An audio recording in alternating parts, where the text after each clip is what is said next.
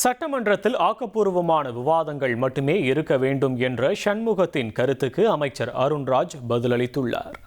சட்டமன்றத்தில் பார்த்தீங்கன்னா ஆக்கப்பூர்வமான விஷயங்கள் எதுவுமே நடைபெறல.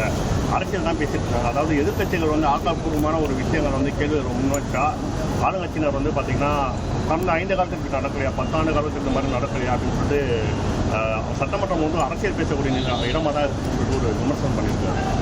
அதாவது திமுக எதிர்கட்சியினர் ஆக்கப்பூர்வமான விஷயம் பேசுகிறப்ப நம்ம பேசலாம்னு சொல்லுவாங்க. லைவில் போயிட்டுருக்கு இந்த மாதிரி விஷயங்கள் அவங்க பேசுகிறாங்கன்னு உங்களுக்கு முதல்ல பெரும்பாலான நேரம் அவங்களுடைய கடந்த கால ஆட்சியும் அவங்களுடைய தலைவர்களை புகழ்ந்து பேசுகிறது தான் அவங்களுடைய நேரம் கரெக்டாக இருக்குது. கடைசி 2-3 நிமிஷத்தில் அவங்க பேசுகிறாங்க.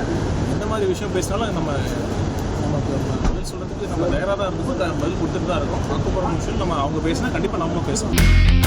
இனி செல்லும் இடமெல்லாம் செய்தி. தந்தி டிவியின் வாட்ஸ்அப் சேனலை ஃபாலோ பண்ணினா செல்ல இருக்கும் இடமெல்லாம் செய்தி.